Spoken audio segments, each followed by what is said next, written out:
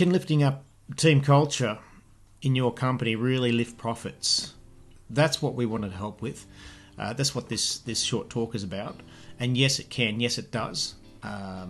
Often there's a barrier to doing this, and the barrier is that it can be overwhelming. It's like driving a car for the first time. We've got to turn the blinkers on, we've got to push the clutch in, know where the brake is, look behind us, know the road rules, on and on and on. And it can be overwhelming. In fact, some people never drive a car because of their perceived overwhelmness.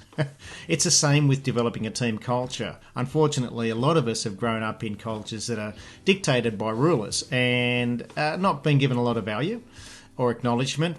And it's just created a very big dynamic in businesses that seems overwhelming.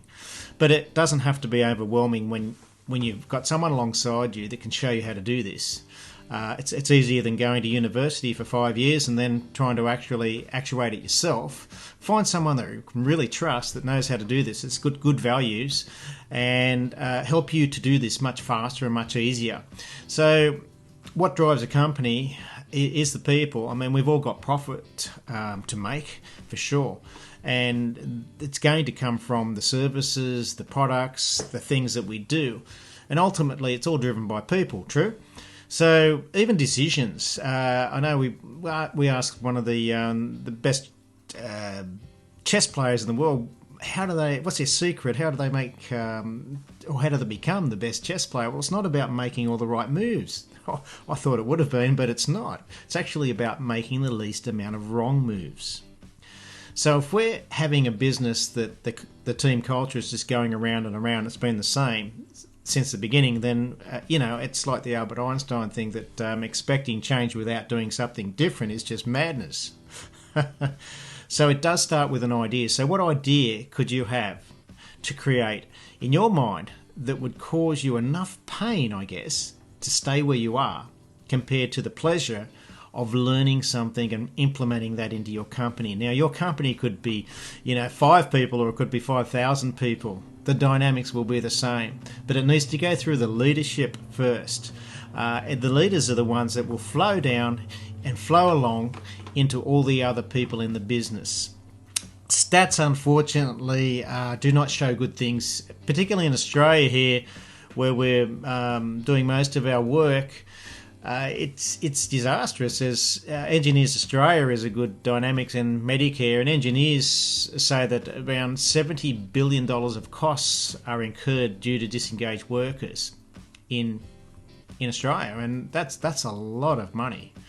What it's doing to society is really not very clear statistically as to how much of that relates to domestic violence or alcohol abuse, drugs, all the other family breakdowns and society breakdowns. So it does have a huge impact on that. But we're talking about business here, and that also has a huge impact on our Australian economy.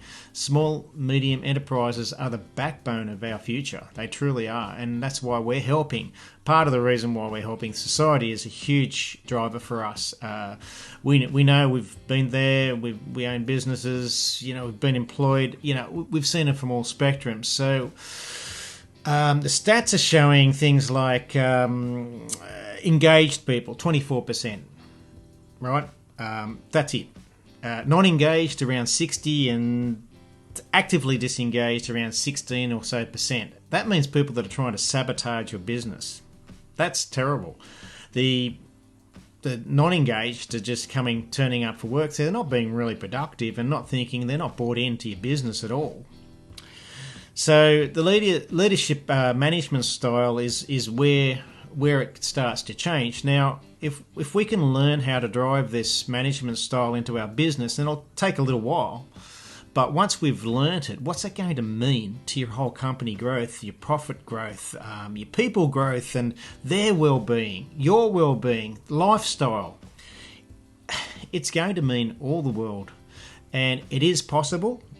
It will lift the company profits. It will lift the enjoyability of being in a business together. So you're not alone so much anymore. A lot of the time, leaders are placing themselves at the top, and that's not really where the fruits are going to come from.